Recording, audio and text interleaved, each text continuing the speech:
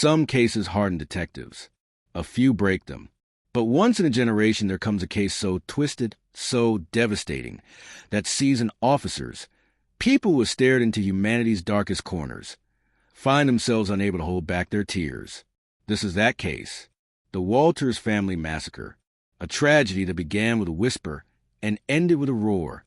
It started on the outskirts of Brookhaven, a quiet town where people swore nothing bad ever happened. The Walters family embodied that promise. Charles, the respected businessman, Lillian, his gentle wife, their 2 children, in the shadows of the household, the one person no one ever really talked about, Nina Reyes, the maid. She was 23, soft-spoken, an immigrant with no family nearby, a young woman who lived in the background of a home she practically kept alive, and she was constantly belittled by Charles Walters. People recalled how he would snap at her, insult her intelligence, and treat her as if she were barely human. She swallowed the humiliation and kept working because she had no choice. Nina Reyes was the underdog no one noticed, until she became the only survivor. The discovery was brutal. Police arrived after a dropped 911 call to find the Walters home silent. Too silent. Inside lay destruction, overturned furniture, broken glass, shattered photographs, and then the bodies. Charles, Lillian, and their 2 children murdered with cold precision. No forced entry. No theft. Just devastation. And one survivor. Under the kitchen counter, shaking, eyes swollen from crying, was Nina. The suspicion formed instantly, not because of evidence, but because she was the only one alive. In Brookhaven, surviving made you guilty. Captain Ross, the most powerful and feared figure in the department, immediately targeted her. To him, she was an easy answer, a poor girl with no voice and no one to defend her. He interrogated her for 12 hours straight. No lawyer, no translator, no humanity. Nina repeated the same trembling words. "I didn't hurt them. I tried to hide. He said he would come back for me." The more she cried, the more Ross saw guilt. But one person didn't. Detective Marcus Hale watched her closely. He saw the defensive cuts on her hands, not offensive wounds. He saw the depth of terror in her eyes, too raw to fake. He saw that she had no injuries consistent with the killer's brutality, meaning someone had deliberately spared her. Hale's instincts whisper what Ross refused to hear. The underdog might be the key to everything. The power shift came 3 days later. Forensics returned. Under Charles Walters' fingernails was male DNA, unknown, violent, guarded, not Nina's.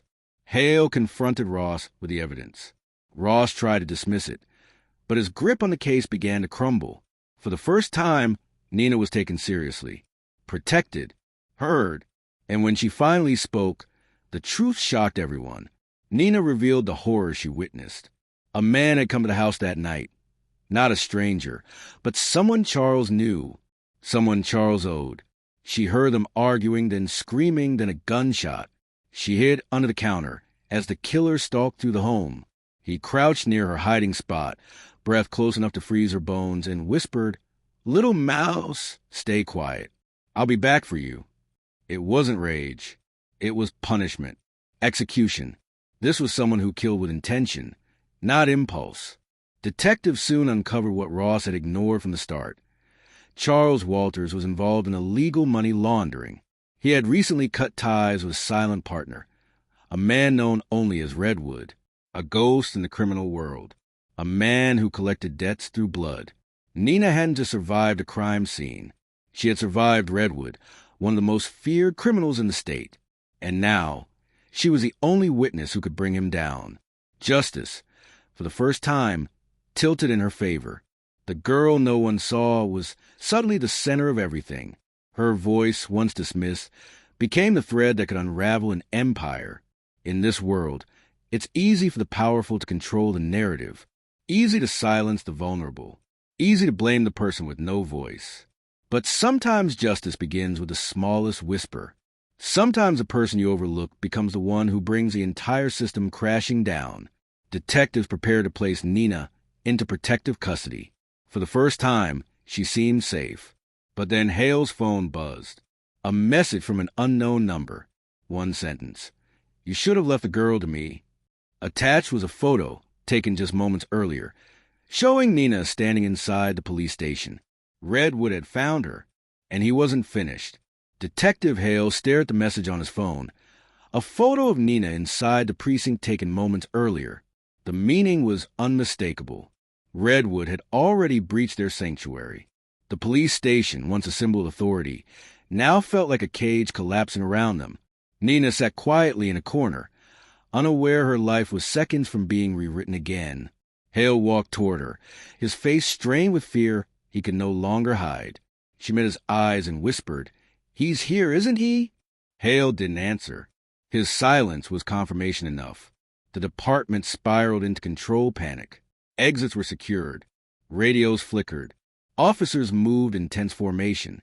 But something unspoken hung in the air. Redwood wasn't coming. He was already inside. Nina was moved to an interrogation room for protection. Hale sat with her, noticing the way her hands trembled even when she tried to hide it. She had survived unimaginable horror. Yet the fear of seeing Redwood again eclipsed everything else. "Why won't he leave me alone?" she whispered. Hale wished he had an answer. Hours passed. Rain lashed against the windows. The storm outside felt like an omen, nature itself warning them of the night to come. At 9:14 p.m., the first officer vanished. He had stepped outside for a cigarette and simply didn't return. Only his radio remained, lying face down in a puddle. By 10:32 p.m., the power died completely. Darkness swallowed the station. Flashlights clicked on. Tension thickened into something suffocating. Every shadow looked like death waiting to step forward. Officers began disappearing one by one. Silent surgical abductions. No struggle. No sound. Redwood was extracting the department piece by piece. Captain Ross cracked first. His authority dissolved into desperation. Hale watched him pace, trembling, muttering that Nina should never have survived in the first place. When Ross finally snapped and tried to drag Nina from her hiding place, Hale stepped in, blocking him. "You blamed her to save yourself," Hale growled. "And you're still doing it." Ross raised his gun at Hale. His voice trembled. "Move, or I swear." A gunshot cut through the darkness. Ross fell where he stood, the back of his skull torn open. The shot had come from behind him. A tall figure stepped into the faint beam of Hale's flashlight. Redwood. He moved with a predator's stillness, as if he had all the time in the world. His face was hidden behind a mask, but the cold calculation in his posture said everything. This was a revenge. This was closure. Hale, Nina, and Officer Laramie fled through the darkness. Redwood followed at a slow walk, not chasing, only hunting, each footstep echoing like a countdown. They ducked into the evidence room and barricaded themselves inside with shelves and cabinets. "He's toying with us," Laramie whispered. "He wants a scare before he kills us." Hale didn't deny it. Nina curled into herself, shaking, whispering prayers under her breath. And then, without warning, the overhead lights flickered back to life. The steel door to the evidence room, barricaded moments ago, swung open slowly. Not forced, not broken, unlocked from the inside. Someone had helped Redwood. A shadow stepped into the doorway. Hale raised his gun, ready for Redwood, but instead, a different face appeared. Someone Hale recognized. Someone Nina recognized even more. It was Jacob Walters, Charles Walters' estranged brother, believed dead after disappearing a year earlier. Nina gasped. Her entire body recoiled with terror. Jacob smirked bitterly. "I told Charles there'd be consequences. He thought he was untouchable. He thought I was weak." He tilted his head toward Redwood. "But I'm not the weak one anymore." And suddenly it all made sense. Redwood wasn't just a debt collector. Jacob had hired him. The massacre wasn't random. It was retaliation, family betrayal, money control. Nina was merely collateral. Jacob stepped toward her. "You were supposed to die quietly, but you lived, and now you're a problem we need to fix." Before he could get another word out, Hale fired. One shot, straight through Jacob's chest. He collapsed instantly, his eyes wide with shock, betrayed by the very arrogance that had driven him to murder. Redwood reacted with lethal speed, lunging forward, raising his weapon. But Laramie, trembling with adrenaline, fired wildly. Hale followed with 2 controlled shots. Redwood stumbled, clutching his chest, then fell backward into the hallway. For the first time, the man known as a ghost finally stopped moving. Silence swallowed the station. Then Nina broke down, sobbing not from fear, but from release, from the first taste of safety she'd felt in months. Hale knelt beside her, resting a hand on her shoulder. "It's over," he whispered. "You're safe now. You survived." Her voice cracked softly. "Why did he hate me so much?" "Because you lived," Hale said. "And people like Jacob, they fear survivors more than enemies." The storm outside began to calm. Backup finally arrived.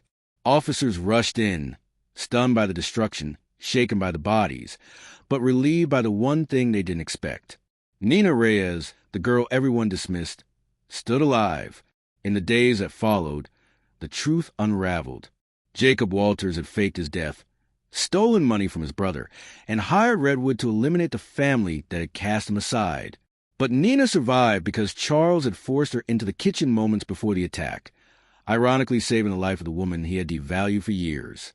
News reporters called Nina the girl who outlived the monster. Detectives called her the bravest witness they'd ever seen. And Nina? She simply called herself lucky. The case ended with the funeral of the Walters family, with officers lining the street in silent respect. Even the hardest detectives wiped tears from their eyes. Hale looked at Nina as she placed a flower on the family grave. She whispered, "I wish they had treated me better, but I still didn't want them to die." Hale nodded. People underestimate the softest hearts, but they survive storms others can't. Nina stepped away from the grave, breathing deeply. The first breath of a life she never believed she'd get to live. The Walters Family Massacre had finally ended. Justice, messy, painful, imperfect, had been served. And the underdog no one believed in walked away stronger than the men who tried to erase her.